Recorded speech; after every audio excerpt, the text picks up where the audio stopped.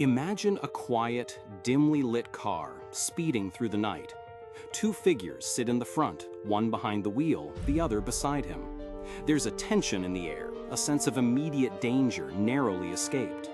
But beneath the urgency, there's a profound, almost unspoken understanding. He glances at her, a flicker of concern in his eyes, a weight of responsibility he always carries. She meets his gaze, a hint of something deeper than professional courtesy, a spark of shared defiance. This is not just a driver and a passenger. These are two people whose lives have become inextricably intertwined, partners in a world that constantly tries to pull them apart. This scene, so early in their evolving partnership, encapsulates the essence of Steve Rogers and Natasha Romanoff's friendship in the Marvel Cinematic Universe. Their bond isn't just a side note, it's one of the emotional cornerstones of the entire saga, a testament to the idea that family is often found, not born, and forged in the most unexpected of fires. When Steve Rogers, Captain America, first met Natasha Romanoff, the Black Widow, they were colleagues, professional assets on the same side, but hardly intimates. Steve was a man out of time, grappling with a century of lost moments, his moral compass unwavering in a world that had become shades of gray. Natasha, a former assassin burdened by a red ledger of past sins, was a creature of the shadows, accustomed to deceit and guarded secrets. On the surface, they were polar opposites, the symbol of truth and justice and the master of espionage. Yet it was precisely these differences, alongside a profound shared loneliness, that drew them together. Their true connection began to blossom in the tumultuous events of Captain America: The Winter Soldier. With S.H.I.E.L.D. compromised and their lives on the line, they were forced to trust each other implicitly, navigating a labyrinth of betrayals and explosions. It was a baptism by fire, where Natasha, ever the pragmatist, pushed Steve to adapt, to bend his rigid principles just enough to survive, while Steve, with his unwavering integrity, offered Natasha a chance at something purer, a path toward redemption she secretly yearned for. He saw past her aliases and her past to the brave, loyal woman underneath.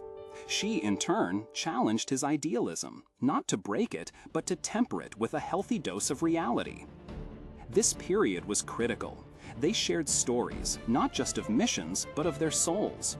Natasha's playful jabs at Steve's old-fashioned sensibilities often masked deeper questions about his past, while Steve's quiet empathy encouraged Natasha to drop her guard, even if just for a moment. They were both, in their own ways, people out of time, struggling to find their place in a modern world. Steve, literally from a bygone era, and Natasha, a product of a defunct, brutal system, both carried immense weight and a pervasive sense of being adrift. In each other, they found a harbor, a quiet understanding that didn't require explanation or justification. Their bond deepened further as the Avengers evolved into a global force. Natasha and Steve became the steadfast anchors of the team, often found together in the quiet moments before or after a storm, sharing a knowing glance, a word of comfort, or a strategy. They were each other's sounding board, the one person the other could truly confide in without judgment. They weren't just teammates, they were partners, implicitly trusting each other to have their back, to make the difficult call, and to always show up. How many times did they literally save each other's lives? Too many to count. From Natasha shielding Steve from a falling helicarrier, to Steve guiding Natasha through impossible odds, their actions spoke louder than any words. Even when civil war threatened to tear them apart, their fundamental loyalty remained. While they found themselves on opposing sides, their respect and affection for each other never wavered. Natasha's eventual decision to aid Steve wasn't a betrayal of her new allies, but an affirmation of the profound trust and understanding she shared with him. She understood his conviction, just as he understood her complex moral landscape. In the aftermath of the snap, their friendship truly shone as a beacon of resilience. They were the quiet leaders, working tirelessly together, picking up the pieces and holding the remaining threads of hope. Their shared grief, their shared determination, and their shared responsibility cemented them as more than just friends. They were family, a family that transcends blood ties and personal history. They were two old soldiers, carrying the weight of the world, finding strength and solace in their unwavering partnership. Natasha's ultimate sacrifice in Endgame resonated so deeply because it wasn't just a hero falling.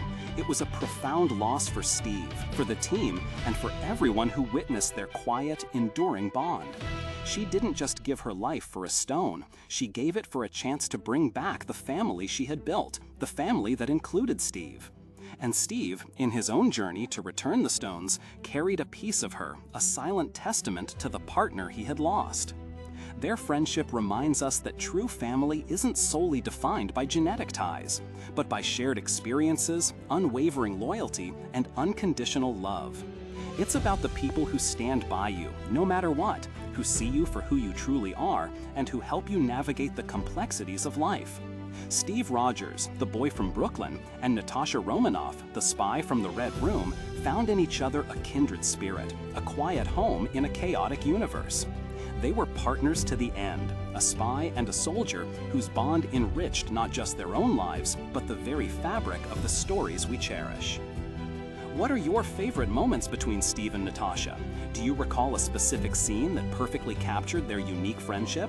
Share your thoughts in the comments below. And if you enjoyed this reflection, consider liking and subscribing for more explorations into the heart of our favorite stories.